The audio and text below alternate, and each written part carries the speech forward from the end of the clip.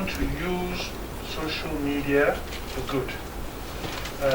There's a lot of good that can come out of this communication revolution that we have in the world today.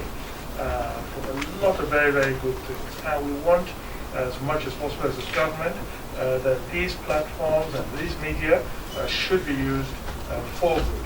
And I think that part of the conversation with them will be really towards how to get them really as forces for good, global good. Conditions, the basic condition is really responsible communication. You know, we know the power of words, you know, and power of words for good and power of words for bad. And we really, our condition is really that these, you know, when you have that kind of power to manage and facilitate the communication of billions of people around the world, it has to come with responsibilities. Absolutely has to come with responsibilities.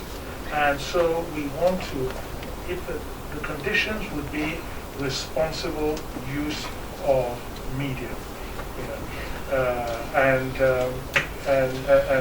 that really has to be it. On justification, that we're not. There's no. We're not saying that Twitter is threatening the country or any such thing like that, and that is not the justification. The justification is for why we've taken this measure is to see to what extent we can rebalance these media as forces of good and stop them being used as platforms for destabilization and facilitation for criminality and encouragement of criminality.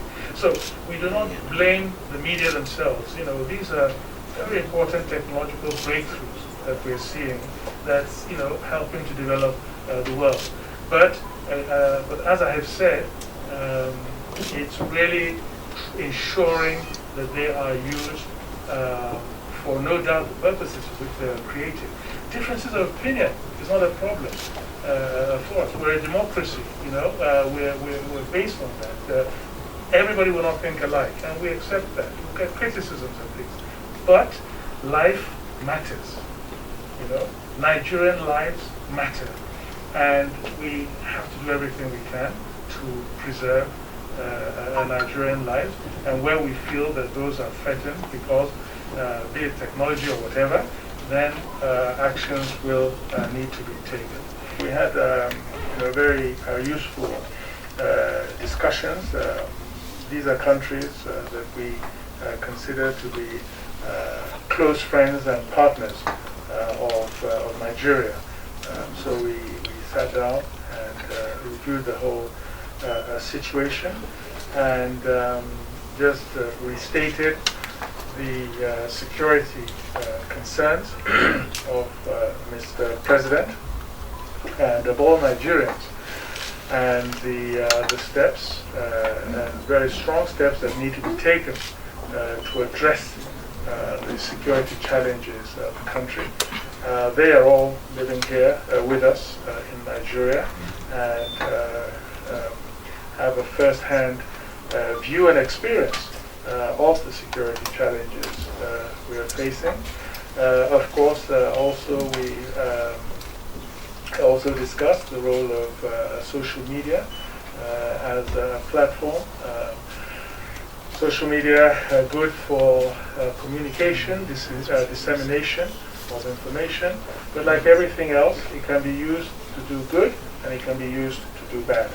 And unfortunately, the bad that social media is often used to commit has very dire consequences on human lives and property, and in our case also threatened the unity of the country.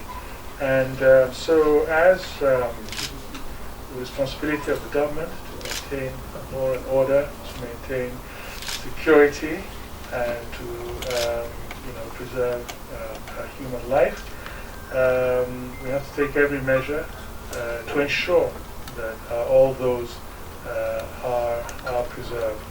And yes, we believe as a democracy in Nigeria, the right to life, the right to property, ownership, believe in human rights, freedom of speech, but all that also has to be used where freedom of speech is concerned responsibly. And where that is not the case, the government obviously has to take measures. In some cases it might be emergency measures, in other cases through legal steps. So we've discussed, and I think the partnership, our solidarity with the 5 countries was reaffirmed. They have supported us very strongly in our security challenges, humanitarian crises, development challenges, economic challenges. So we consider these countries as partners, and we are asking for them to also support us as we confront all these other challenges. And we've listened to their opinions. They also have views on these issues, and we've given them the opportunity to also express those. And as friends and partners, we've exchanged views, and we're particularly gratified with their restatement and reassurance of the support and friendship towards Nigeria.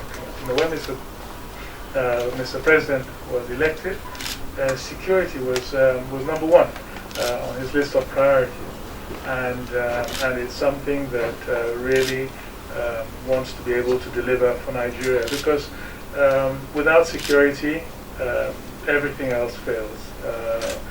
Investments will not come into the country, lives will be displaced, more regular migration out, and it'll be a vicious circle, and we will all be losers, and our children and generations to come will all be losers. So what we do today will really define the future of this country, and so that is why this government, Mr. President, is absolutely determined that security has to be made, that Nigerians have to live in peace and security, and that we have to keep our country together.